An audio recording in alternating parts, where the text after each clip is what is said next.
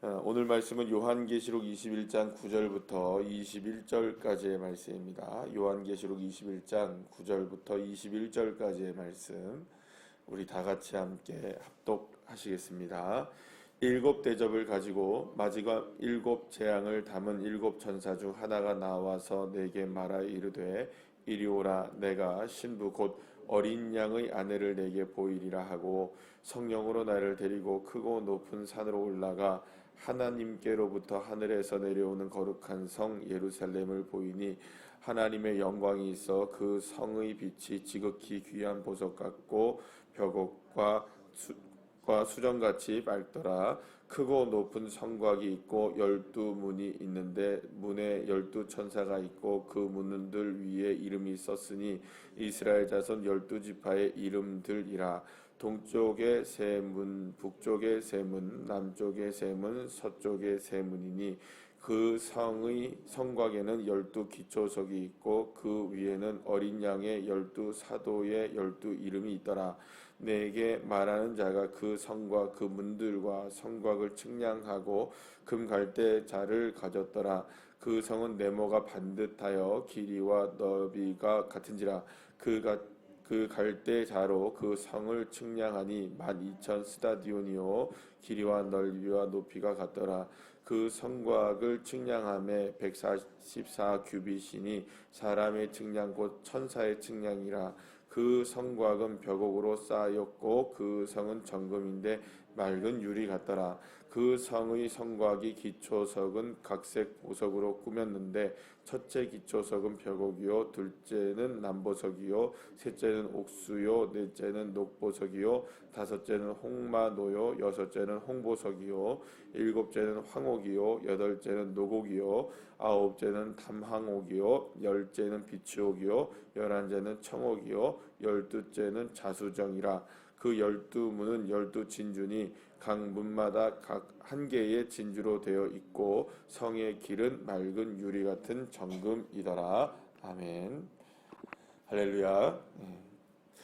오늘 본문 요한계시록 21장 9절부터 22장 5절까지는 새 예루살렘의 모습에 대한 묘사가 나타나고 있는데 사실 오늘 본문을 보면 우리가 보통 얘기하는 천국, 이러죠. 천국의 어떤 모습을 우리에게 말씀해 주고 있는 것으로 우리가 이제 알고 있는 본문입니다. 특히 이제 여러분들 그런 얘기들 많이 들어봤죠. 뭐 입신을 하거나 어떤 상황을 통해서 꿈이나 환상을 통해서 내가 천국을 보고 왔다. 이런 말씀들 여러분 많이 들어보셨죠. 내가 본 천국 뭐 이런 거 있잖아요. 내가 천국에 갔다 와봤는데 이런 간증들을 여러분 한 번씩은 이제 들어보신 적이 있을 겁니다. 그러면 그분들이 하는 대부분의 공통점은 어떤 이야기들을 하시나요? 천국에 가보니까 막 수많은 보석들이 쫙 깔려 있고 그리고 굉장히 놀라운 그 뭐랄까 광경들이 펼쳐지는 그런 모습들을 우리가 간증을 통해서 듣잖아요. 그래서 천국은 정말로 내가 가본 천국은 너무나 화려하고 정말 좋은 곳이다. 이런 이제 간증을 우리가 듣게 되는데요. 그래서 여기 보면은 황금길이 있고 또 12진주문, 12보석을 가진 12기둥들 뭐 이런 얘기들을 우리가 이제 많이 듣게 되는데 바로 사실은 그러한 그런 간증들을 듣게 될 때 그 간증들이 어디에 근거를 하고 있는 것일까요? 사실은 오늘 본문에 보면 그러한 모습들이 이제 쭉 나옵니다. 오늘 본문 여러분들 보시면 뭐 19절 말씀부터 쭉 보시면 뭐가 나옵니까? 12개의 그 보석의 이름들이 쭉 나오죠. 그리고 그것이 12진주더라 이렇게 얘기하면서 각 문에 12문, 그러니까 사방에 3개씩 있는 이 12문에 그렇게 보석으로 되어 있고 이렇게 어마어마한 이런 그 모습의 새 예루살렘, 그러니까 천국의 모습을 우리에게 알려주고 있습니다. 자, 그렇다면 여러분 우리가 한번 잘 생각해 봐야 되는 게 있습니다. 지금까지 요한계시록을 쭉 살펴보면서 그 요한계시록에 나오는 단어들과 숫자들 이거는 그 단어들 그 자체를 얘기했습니까? 아니죠. 그 단어가 갖고 있는 의미를 이야기하였죠. 그러니까 단어가 갖고 있는 문자적인 뜻을 이야기하는 것이 아니라 예를 들어서 말하면 여기서 말하는 대로 예를 들어서 무슨 뭐 어떤 첫째 문이 벽옥이요 이렇게 돼 있잖아요. 첫째 기초석은 벽옥이요 이렇게 됐으면 그 벽옥이 뭔지, 그 벽옥 진짜 벽옥인가 이렇게 우리가 생각할 수 있어야 된다는 겁니다. 다시 말해서 오늘 우리에게 보여주고 있는 이 천국의 모습, 정사각형 정방향의 이렇게 그 새 예루살렘이라는 모습을 우리에게 보여주고 있는 것이 정말 이게 이제 우리가 지금 생각해야 될 천국의 모습인가라는 것을 우리가 생각해 봐야 되는 거죠. 그러나 한 가지 우리가 알 수 있는 건 뭐냐면 이보다 더 중요한 전제가 하나가 있습니다. 뭐냐면 새 예루살렘은 하늘로부터 어디로 임합니까? 땅으로 임합니다. 그죠? 그러면 새 예루살렘이 하늘로부터 땅으로 임한다는 말은 땅에 살고 있는 것과 하늘의 것이 이제 더 이상 분리되지 않고 하늘에 있는, 말하자면 천국의 모습이 새 예루살렘이 우리에게도 동일하게 딱 임하게 된다는 거죠. 그렇게 되면 여러분 아주 중요한 부분은 뭐냐면 이 교회와 성도가, 지금 있는 우리의 교회와 성도가 천국과 하나가 되어지는 모습이 있습니다. 그러면 한번 여러분 생각해 보시죠. 우리가 지금 살고 있는 이곳이 뭐가 되는 겁니까? 사실은 새 예루살렘이 임하여 천국이 되는 거죠. 그러면 우리가 갑자기 살고 있는 이곳이 12진주 대문이 갑자기 생기고 그런 모습이 될까? 이거는 우리가 이제 그날이 돼봐야 아는 이야기지만, 우리가 생각할 때 여러분들 천국에 가고 싶다라고 얘기하시는, 천국에 갔다 오신 분들이 이야기하실 때 보면 이런 그 보석에 너무 굉장히 이렇게 치중해져 있는 경우들이 굉장히 많아요. 제가 생각해 보면 그런 거가 왜 그럴까라고 생각하면 어쩔 수 없는 우리들이 다 속물 같아요, 그죠? 왜요? 우리는 이 땅에 살면서 보석으로 된 집에 살아볼 수가 없으니까, 우리가 죽어 천국에 가더라도 나중에 주님을 만나더라도 우리가 살 수 있는 집은 적어도 어떤 집이에요? 지금 우리가 살아가야 되는 집은 보석으로 만든 집이라고 하니까 얼마나 여러분들 우리가 기대가 됩니까? 우리가 참 이 땅에 살아가면서 눈물겹게 우리가 정말 뭐 어떻게 보면은 때로는 우리가 돈 10,000원 하나 때문에도 우리가 쩔쩔매고 살아갈 때가 있지 않습니까?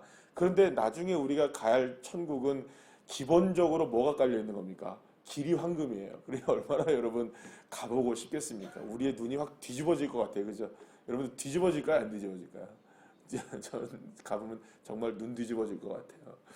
자, 그런데 여러분 이렇게 생각해 보면 과연 그 오늘 이 요한계시록을 통하여서 하나님의 천사가 지금 7천사 중에 한 천사가 나와서 누구를 부릅니까? 요한을 불러서 와 보라 하면서 이제 천국을 보여준단 말이에요. 그런데 오늘 여러분 중요한 장면을 우리가 간과하면 안 됩니다. 여러분들 보시면 오늘 그 본문의 9절 말씀을 보시면 이리 오라 하면서 뭘 보인다고 얘기합니까? 잘 읽어보세요. 내가 신부 곧 어린 양의 아내를 내게 보이리라. 어린 양의 아내는 누굽니까? 성도죠. 그렇잖아요. 어린 양이 누구십니까? 예수 그리스도이시고, 예수 그리스도의 신부 되는 분이 누구라는 겁니까? 우리의 신랑은 누구입니까? 예수님이시고, 성도와 교회의 신랑이 예수님이시니 사실은 예수님의 신부는 성도와 교회를 이야기하는 거예요. 그러니까 새 예루살렘 성에 들어오게 될 누구를 지금 보여주겠다. 신부를 보여주겠다고 얘기하면서 데리고 가는데 내가 보니 이렇게 얘기하는 거예요. 그죠? 보이니 10절 말씀에 보면 이렇게 해서 데리고 높은 곳으로 올라가는데 무엇을 본 거예요? 새 예루살렘, 하늘로부터 임하는 새 예루살렘 성이 보이게 된 거죠. 이해가 되십니까? 그러니까 지금 그 천사가 와서 요한에게 보이고자 했던 것은 성을 보이려고 했던 것일까요? 신부를 보이려고 했던 것일까요? 1차적으로는 누구를? 신부를 보이려고 했던 것인데, 신부를 보이려고 하니 무엇도 보이게 된 겁니까? 왜냐하면 어린 양과 신부가 살게 될 성을 보게 된 거죠. 그런데 그 어린 양을 볼 때 어린 양과 신부를 보러 가는데 성을 보니, 그러니까 어린 양과 신부가 같이 함께 살 성을 보니 그 성이 입이 떡 벌어질 만큼의 놀라운 성이었다는 거예요. 이해가 되시죠? 자, 그러면 여러분 한번 생각해 보세요. 그러니까 우리가 일반적으로 한번 생각해 보시단 말이에요. 결혼을 해요. 남녀가 만나서 결혼을 해요. 그러면은 집을 장만하잖아요. 그러면 신혼집을 장만하게 되면 신혼집이 딱 있으면은 신혼집을 아주 예쁘게 꾸미겠어요, 안 꾸미겠어요? 아, 이것도 놔두고 저것도 놔두고 깔끔하게 정말 도배도 다시 하고 뭐 장판도 다시 깔고 가구도 새로 드리고 다 좋은 거 할까요? 안 좋은 거 할까요? 그러면 집들이를 해요. 예를 들어서 집들이를 해서 우리 이제 결혼을 해서 우리가 사는 집이야 이렇게 보여주면 집도 자랑할 만 하겠죠, 그죠? 그러면 여러분 그걸 생각해 보셔야 돼요. 집들이를 해서 와, 집 좋다. 야, 이 가구 좋다. 야, 이 전자제품 진짜 좋다. 야, 이런 건 도대체 어디서 샀어? 야, 이거 도대체 이거 너무나 좋다. 이런 말 들으면 그 집은 잘 사는 집인가요? 행복한 집인가요? 아니, 신혼부부가 사는데 집이 삐까번쩍하고 가구가 너무 좋고 모든 게 잘 갖춰지고 너무너무나 훌륭한 집에 산다고 해서 그 가정이 훌륭한가요? 아니죠. 신랑 신부의 관계가 훌륭해야 그 집이 훌륭한 거죠. 가정이라고 말할 때 그 가정은 물론 우리가 살고 있는 집도 이야기하지만 진짜 정작 중요한 것은 그 안에 살고 있는 구성원들이 어떻게 사랑하며 사는가가 그 가정을 진짜 가정되게 하는 걸 말하는 거죠. 그러면 여러분 생각해 보세요. 지금 이야기하고 있는 우리의 눈을 확 뒤집어 놓을 만한 천국의 모습은 사실은 그다지 중요한 게 아닌 거예요. 정말 중요한 것은 어린 양과 신부와의 관계입니다. 여기서 말하려고 하는 것은 어린 양과 신부가 지금 살 집인 새 예루살렘 성의 겉모습과 모습이 이렇게 화려하지만 정작 중요한 것은 무엇이라는 겁니까? 그 집에 살게 될 어린 양과 신부와의 관계와 사랑의 관계라는 거죠. 그러면 어린 양은 누구를 사랑할까요? 신부를 사랑할 것이고, 신부는 누구를 사랑할 것이고, 신랑 대신 어린 양을, 예수님을 사랑할 것이고, 그러니까 서로 간에 이런 끊을 수 없는 놀라운 사랑, 그죠? 그 로마서 8장에 우리에게 말씀하고 있는 그 무엇으로도 끊을 수 없는 그 놀라운 사랑 하나만으로 만들어진 그 집이 더 중요한 것이죠. 그러면 여러분, 왜 성경은 오늘 본문에서 이런 천국의 모습을 우리에게 이렇게 화려한 보석의 모습으로 우리가 보여지고 있는 것일까요? 신랑과 신부와의 그 관계, 특히 어린 양이 누구를 사랑하는, 성도인 신부를 사랑하는 그 놀라운 사랑의 모습이 마치 그 어떤 것으로도 표현할 수 없는 보석 12진주로 된 그 문과 보석으로 된 그 수없이 맑은 그런 놀라운 모습보다도 더 화려하고 더 진중하고 더 값지고 더 놀랍고 더 아름다운 사랑이 누구의 사랑이라는 겁니까? 신랑의 사랑, 신부의 사랑이라는 것을 보여주고 있는 것이죠. 여러분, 여기서 이야기하고 있는 것 중에 오늘 본문에 보면은 3번이나 반복돼서 나오게 되는 것을 보게 되는데, 그래서 중요한 오늘 본문에 반복적으로 나오는 게 중요해요. 그러니까 성경을 읽으실 때 여러분 반복적으로 나오는 것이 되게 중요합니다. 근데 오늘 본문에 반복적으로 나오는 3가지가 있어요. 어떤 게 여러분들 나오나요? 11절 말씀을 보시면 수정같이 맑더라 이렇게 나오죠? 나옵니까 안 나옵니까? 11절 말씀 보시면 수정같이 맑더라. 또 18절 말씀 보면 맑은 유리 정금이더라.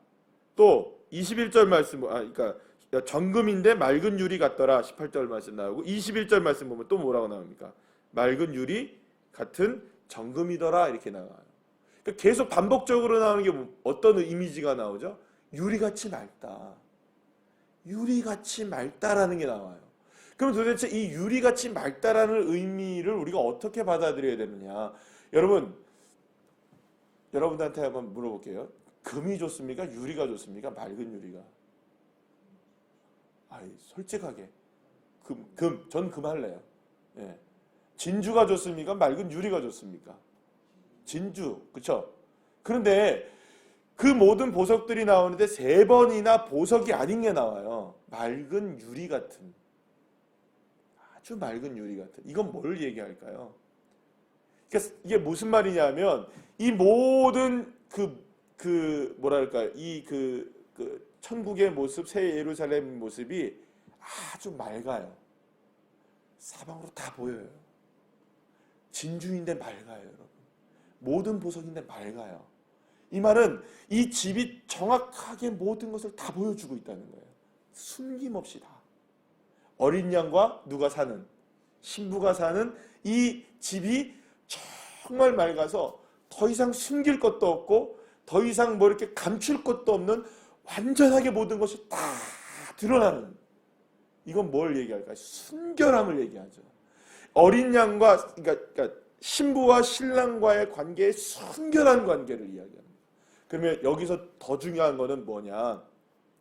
신부의 순결함, 신랑은 순결하시죠. 예수님이시니. 그러면 이제는 천국에 들어가는 우리들의 모습은 어떻다는 겁니까? 순결한 신부가 되어야 된다는 거죠. 그러니까 오늘 이 본문에서 우리에게 말씀해주고 있는 것은, 천국이 12진주 대문으로 돼 있고 이렇게 돼 있더라, 우리가 빨리 천국 가자, 거기는 놀라운 곳이야, 이렇게 하면은 이거 잘못 생각한 거죠. 그 안에 살게 될 우리가 준비되어야 되는데 어떤 준비가 되어야 되느냐?